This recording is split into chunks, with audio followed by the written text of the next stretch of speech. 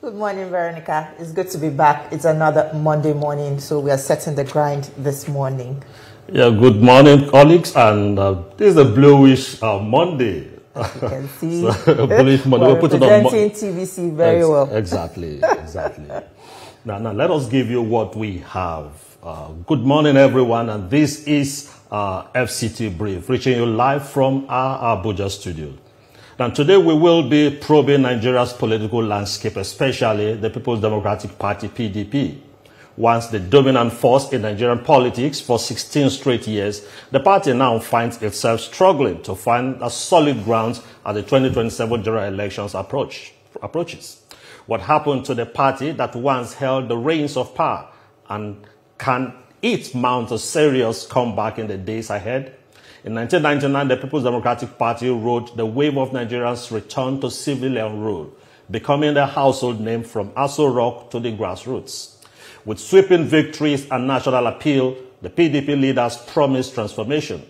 But by 2015, the tide had turned. The All Progressives Congress, APC, a coalition of opposition forces, ousted the PDP in what many hailed as a new chapter in Nigerian democracy. Since then, the PDP has struggled to define itself as a credible opposition. From the 2019 presidential loss to a fractured 2023 campaign, the party continues to face internal wrangling, governors at odds with national executives, court cases over primaries, and lingering questions about its relevance in today's Nigeria. The party has been attempting to reconnect with the grassroots, particularly the youth vote, but with the clock ticking towards the 2027 election, the question remains, is it too little or too late for the party to stage a comeback? Political observers say the PDP must first win the battle within before it can take the fight to the ruling party. Now, before our guest joins us, because he's running a little bit late, looking at what is happening within the PDP, I think now it's a case of them shifting blame or causing distractions from themselves because they're having internal party crisis. But they seem to, find it very, very easy to blame the opposition for what is happening within their party. I think the focus should be more on resolving what is within, because 2027 election is just around the corner, and then you're unable to resolve what is within, or the wrangling within your party. It just baffles me how they hope to take over power if they intend to in 2027, or if they are just giving APC a straight win. You see, unfortunately, they don't have up to 2 years for all this arrangement to be concluded, because just about before 6 months to the election, to 2022, you're going to have this politics in full scale. And if they've not been able to deal with this internal crisis, they used to call this family affair. Unfortunately, this family affair has festered for too long. And with what happened in Jos at the zonal congress, with Minister Wike dropping his own letter and saying that, look, I'm withdrawing from every agreement. It further deepens, and also calling his former ally, the governor of your state, Sheyi Makinde, as the chief, the major person causing the confusion. Then you would just say, from every ground, things are falling apart for the PDP, and it's not good for. Well, I wonder if the Saraki-led reconciliation committee is going to be able to withhold the storm, in resolving this issue, because is also it has come up to play. That is the sincerity of that committee, if they're going to be able to, resolve all what is happening within the PDP and bring it. Now, you see the big wigs walking out of the party. Wike has walked out. We see governors walking out. And even the questions about Saraki and Abamoro in that Congress in Plateau, that in the North Central that held, people are questioning them, having something to do with manipulating the process. It just goes to show what is really happening within the PDP. Can they have their house together once again? Can they be able to, be that one big united party that, once stood as a strong force? You see, anything is possible. And you can't give up that they may not be able, because one day in politics, in the life of politicians, is huge. And Wike has not worked out. He only said he's working out of the agreement. But you see, you also will give credit to the Saraki committee. Saraki has the capacity to work things out. But you see, for me, I also felt that that committee came up too late in the process, just some weeks to what was supposed to be a major NEC meeting. The NEC meeting was supposed to be to hold tomorrow, and the NEC meeting is being threatened now. Anya will drop a letter that any other meeting called without him being the signatory to it is not, it cannot hold. So he's postponing the NEC meeting that he is the national secretary of the party. But you see, my worry also is the sincerity of purpose. If Saraki is going to reconcile, are the major gladiators in this fight really serious? Really? Then you'll ask again, where is Atiku Abubakar in all this game? Probably was he invited to the North Central as a leader of the party? You know, even speaking about this Atiku Abubakar personality, being the flag bearer of the party, he calling for a coalition. There are people that are saying that he is not carrying the party along properly. We saw the leader of the Senate, the National Assembly, the Senate caucus rather, coming out to say they are not properly carried along in the party, in the coalition talks. Of course, they are open to it, but it should be properly done. It should be a party decision, not an individual's decision. Atiku Abubakar seems to be the one moving alone in his opposition talks, and the party is just, you know, at the back end looking at him. And they have left him alone. And they've left him alone, and everybody is saying, what is it? But he is the flag bearer, and people are believed to say that, okay, Atiku Abubakar has a big role to play in what is happening within the PDP. Definitely. So, definitely, he has a big role to play because he is the most senior official the party has ever presented. We know that Obasanjo has walked out on the party. We know that Goodluck Jonathan is not getting involved in the party. So Atiku remains the only person. He was the former vice president that the party presented. But you see, my worry is the role Atiku Abubakar is playing in reconciling, in passive reconciliation in the party. If you've been fingered as one of the major stuff, major people causing the problem, what role, being a big figure in the party, have you played to bring your party together? I think it has been very silent. For me, as somebody who also analyzes political developments in the country, Atiku has been very silent on development. And so you don't really know where he stands when it comes to the day-to-day running of the party, his views and all that. And for a major person like that, forming a coalition, you can't leave your party aside. We remember how the APC came to be. Some major leaders in those defunct stakeholders parties came together, and publicly you could see their moves. You could see how they buried their own individual interests for the overall interest of what now became of the APC to come into existence. So you will ask yourself that, are these gladiators in PDP, Atiku Abubakar for instance, is he playing that role to ensure that, look, I don't just go into a coalition talk as Atiku Abubakar, I go into a coalition talk as a leader of the PDP. I can move other leaders in the PDP alongside. But he can't do that now because he does not have, I guess he does not have the support of the NWC. And I don't know what kind of strength he wields in the neck of the party. I don't know what kind of strength he wields amongst the governors, because even the governor of his state is aligned with, is said to be aligned with Minister Wike. So you tend to wonder that, what role is former Vice President Atiku Abubakar playing in pulling his party together? Even when the Governors Forum said this, he said they had just been fronting for the APC leaders. That was his response. Now, what has he done since then to reach out to the Governors Forum of the PDP and say, look, how can we reconcile? How can we work this movement so that we have the PDP backing the coalition and not pulling out? I think a lot of the boss still stops at the table of this man, because you are the biggest beneficiary of the PDP as at now. So well, you owe so much to give to them. Another person that people have fingered in the cause of this, internal wrangling is Nyesom Wike, the FCT minister. Some people within the party are blaming him, for the crisis within the party. But he has raised questions and concerns which I believe are germane. The question is, are they really looking at these concerns he has raised?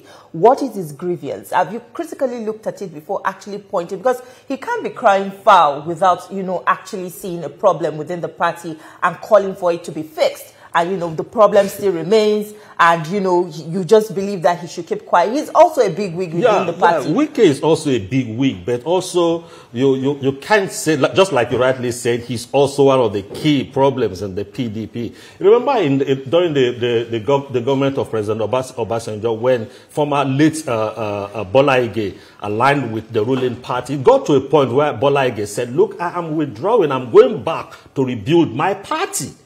Now, you ask yourself also, what role is Wike played in all this game? Yeah, you are aggrieved, but will you also sink your party? Will you tear the umbrella because you are aggrieved, because you must, your own desires must be met? The leaders should also learn how to temper to his demands, but also, no one individual can have all his demands met. Rightly said. We have joining us live in the studio a member of the House of Representatives, Honorable Ojema Ojotu.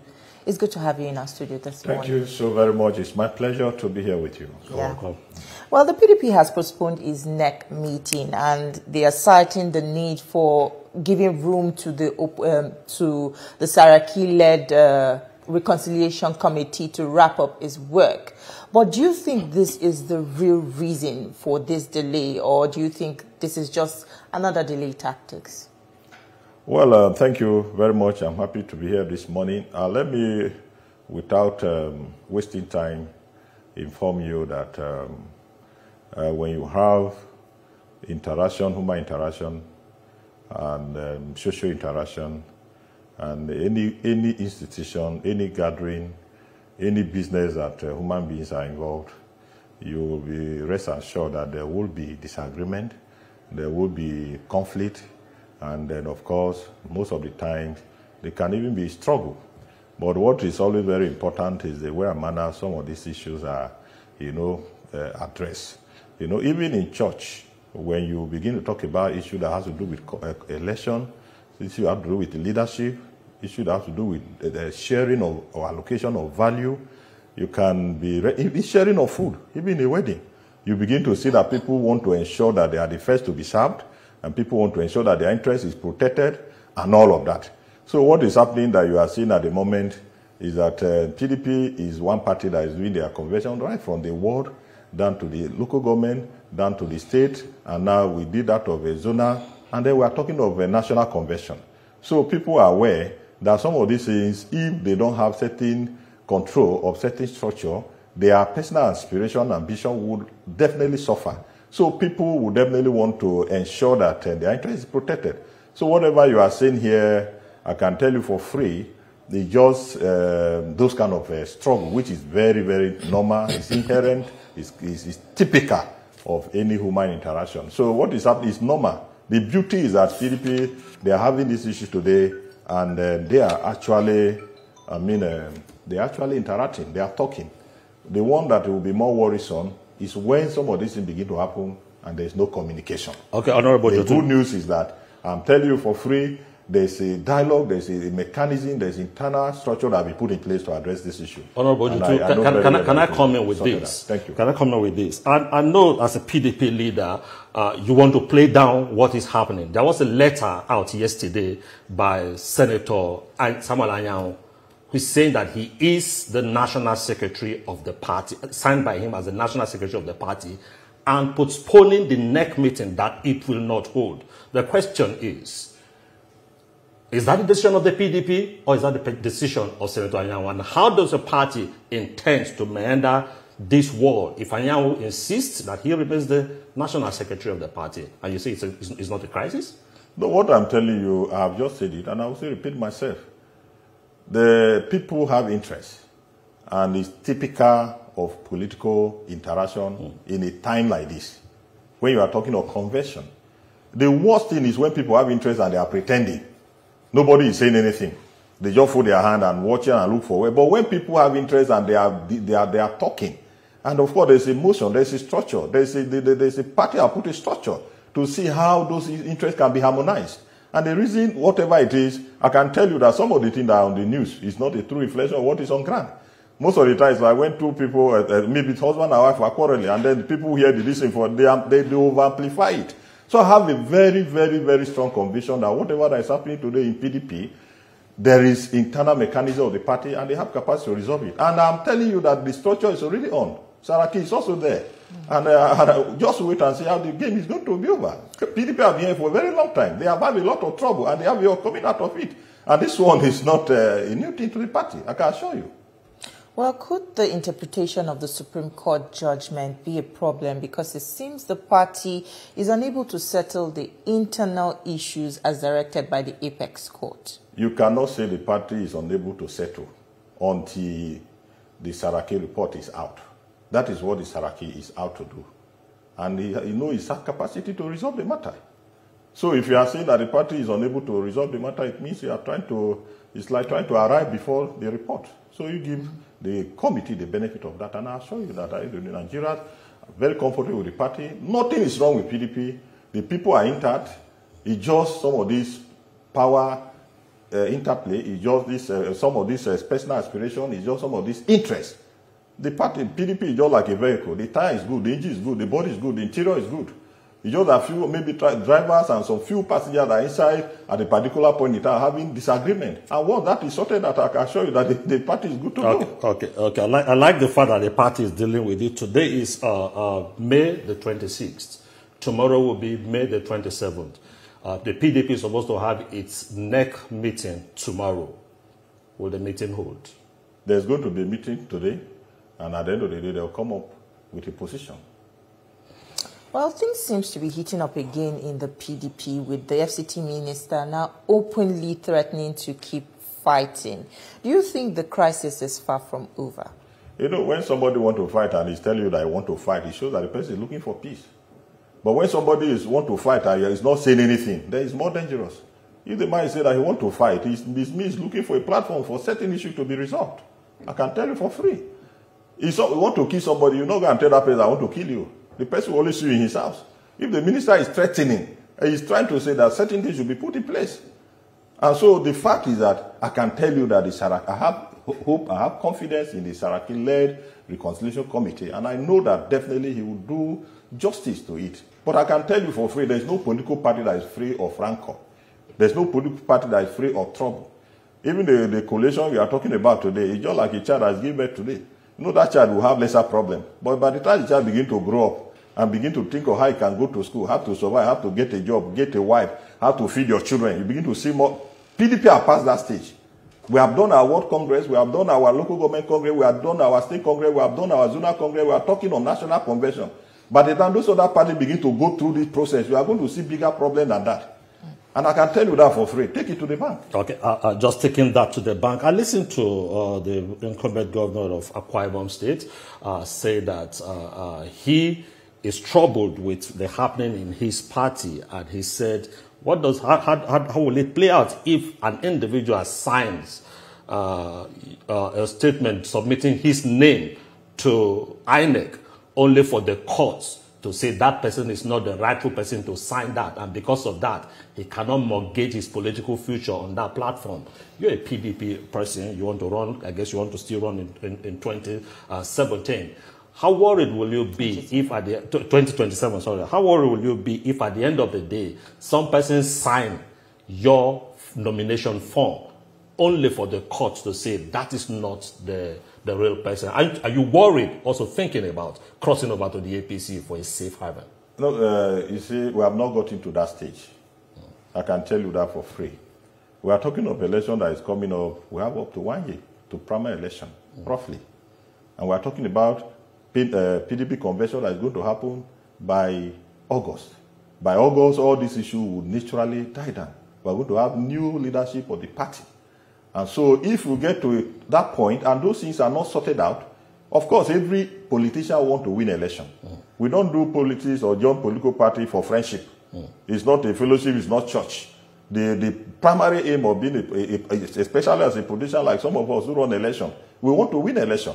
So if the party get to a point that it becomes very clear that we cannot contest election under that party, definitely we want to, but we have not gotten to that stage. What if you go to another political party, you think the party is doing very well, and then when they start their own convention, then you begin to see problem that is even worse than what you are facing today. And as a leader, sometimes when you see some of these things, you try to play your role to see how you can resolve it. It's when the thing get to a point that is beyond control. It's beyond even your house that you are living. If the house is the roof is removed and the rain begin to come inside, and you know that you see for another, but not when you begin to hear a threat of rain, something happen and then you pass from the house. If you have opportunity to put the house in order, and I think that is what the party is doing at the moment, and that's why this committee is in place. So for me, we have not gotten to that point that somebody will begin to say, let me leave the party because somebody is the wrong person will sign your nomination. And if you get to that point, you will know, and everybody will know. And let me also tell you that moving from one party to another automatically does not make you win election. Nigerians are quite intelligent, and they know what they want. If a wrong person moves to APC, he will lose election. If a right person moves to APC, he will win election. And so going to a political party does not automatically give you your victory. So people are talking about human beings. They are talking about personality, much more than even the political party. So what I would advise politicians to do is to try to do things that can make you to be close to your people, they be dear to their hearts, and so that even if whatever, at any point in time, you go to anywhere, it will be easier for them to say, this is the person we want. Otherwise, if you like, move to the most organized party. If you or person, something is wrong with you, you are not reaching out to the people, people don't have... Nigeria are very wise, are very intelligent, they know what they want. If you put two personalities for Nigeria, they know who they want, and they will go for that person. Well, now that the party has given the Saraki-led Reconciliation Committee more time to wrap up its work, what time should we expect the report from his committee? Because as time goes by, the cracks keep deepening, more problems keep happening. So when should we expect a report from the committee? I cannot preempt them, but I know that... wasn't a timeline given to them? Well, of course. But apart from that, even if timeline is given, we are talking about the former Senate president, the former governor, and he's aware of the enormity of the issue at stake. And then, of course, you are aware that all of them are determined to have the problem sorted out more than you. So I can tell you for free that if I give you time, they may even resolve the matter earlier than that time. But I wouldn't want to tell you definitely that this is the time this is going to be sorted out. Okay, you're a lawmaker from Benue State. Very well. Your state is one of the states that just riddled with a lot of crisis, security crisis, for instance. How has been the intervention, and what role are you playing as a lawmaker to bring the issues in Benue State to the fore for them to be dealt with? Well, thank you so very much for this question. Just about 3 weeks ago, I was in this station and I was able to speak extensively on the issue of insecurity.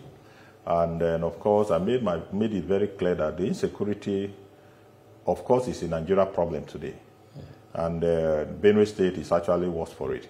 And if you go to Benue State today, you begin to see that people can no longer move freely. You will see that human life will be taken and nothing is said about it. Everywhere will be quiet. And the more worrisome thing about it is that we know those people who are behind this ugly trend. We know they move freely. And then we begin to wonder, what is the problem? To the extent that even security personnel too are also will be killed. You know, so it's getting to that point. And we are saying that government, I said it the last time when I came here, that this issue of insecurity, if it's not dealt with, even you who think you are more, you are comfortable today, you will be the worse for it tomorrow. So I have called on government at all levels, the federal government, the state government, and I've called on the security personnel to step up in their responsibility of protecting life and property. That I did when I came here last time. But the new thing I will add is the fact that we had a caucus meeting of APA. APA is one of the local government I'm representing. And they also, the party took a position. And they condemned the continuous killing, especially in APA, federal constituency.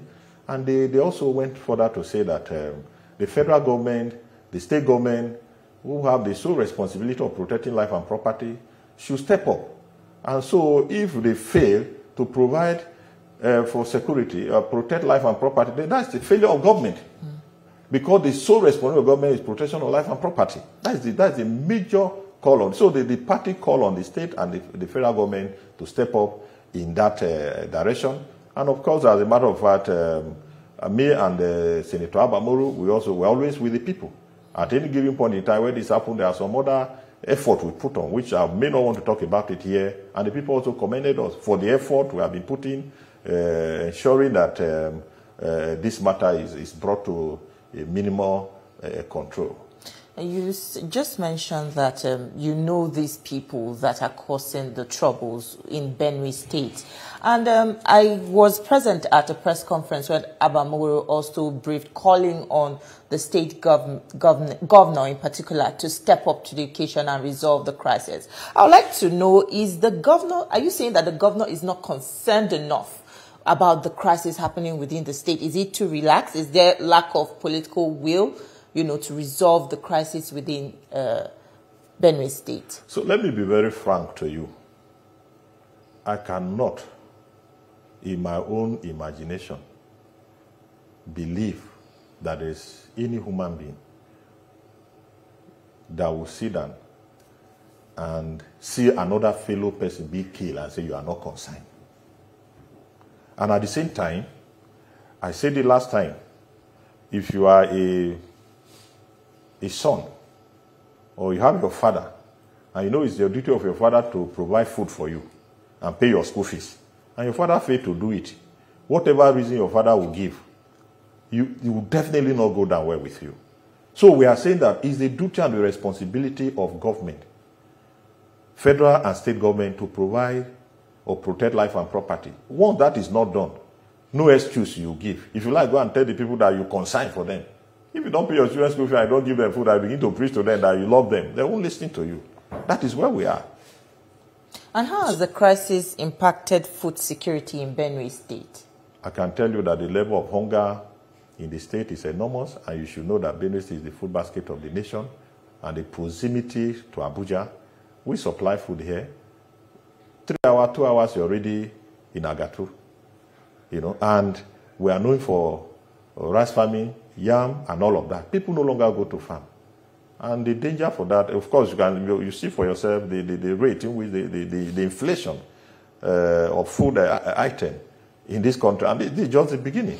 So it's actually another threat of it. It's an independent threat to life, because people are getting to a point that you have your money, you can't see food to buy. Now, let's look at the people in Benue State. What can they do? Because it's one thing for government. If government fails them, are the people also going to fold their hands? How are the people organizing themselves as a resistance force to kind of help quell this aggression? Or have they just submitted that, look, nothing we can do? You see, sometimes, to be honest with you, I said it last time when I came, the Benue people and the people of Pagatu, federal constituency in particular, are very low and binding people.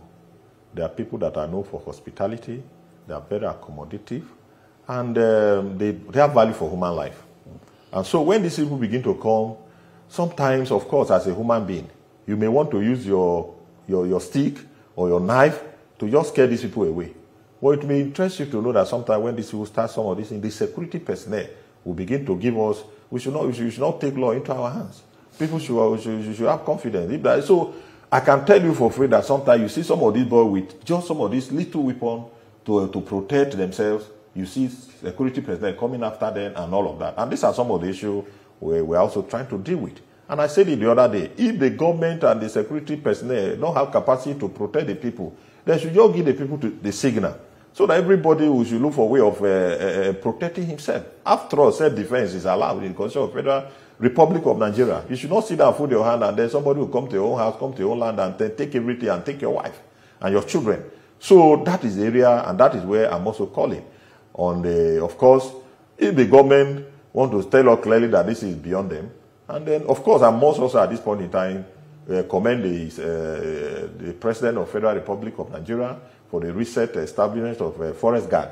And I want to say that let him localize it in area of recruitment. You should allow those people who stay within their community to be part of that Forest Guard. Because some of these herdsmen, when they come, they usually stay in the forest.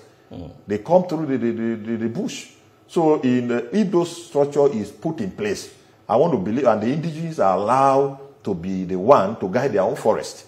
I can assure you that it will bring succor. And I will tell you for free that if only the president can do that, I can tell you, he can. If you can do that and use that forest guard to deal with this issue of Hesma attack and the people begin to have peace, the people of Apagatu will be very happy with him.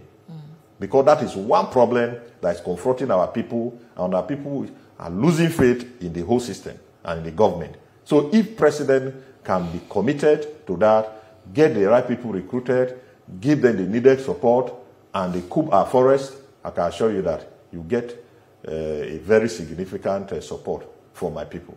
Well, the National Assembly is currently planning another National Security Summit. And, you know, a lot of people have said that this is not necessary.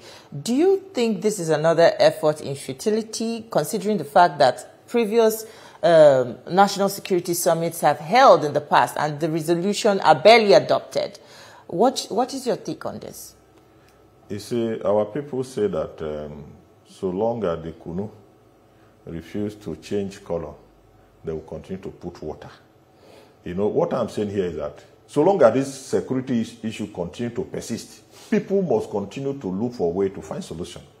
You cannot say because you're trying to find solution last time it didn't work, so you should fold your hand and say this is beyond us. So, and one thing that I want to also say at this point in time, the problem with Nigeria sometimes is that we are quick to also condemn. Sometimes when you are not where the flog is cooked, you will think that the people don't have enough firewood. You know, and you will not know that because the frog naturally is a very hardened, animal. So what I want you to know is that any effort that government is putting in place to ensure that they deal with these issues, the masses, the citizens should applaud them. Okay, the citizens are applauding them. The president, you just commended the president for setting up forest guards. Do we have, in the southwest, for instance, we have something like Amotekun. Do you have such a structure set up by the state government in Benue State to deal with this crisis without just waiting for the president's forest guard? At the moment, to the best of my knowledge, I'm not aware of anything like that. That should not be what the states should be thinking about. I think it's not a bad idea. I think that is the reason why people are calling on the state, and that is what we are saying. Government should do something to see how they can arrest this situation. All right, thank you so much for your time with us, Honorable. It was a pleasure speaking with you this morning. We definitely look forward to having you back in our studio with good news. Thank you so much. Let me also use this opportunity to quickly say that I appreciate you for having me, and I want to send a message to the people of Apagatu Federal Constituency, particularly the PDP, and to let them know that politics is local, and to let them know that the party is intact, and to let them know that we have not got into where somebody will begin to say, people who are moving from the party today, they are moving not because they have any ideology. They are moving because of personal interest. All right. Thank you. Thank you. Thank you so much.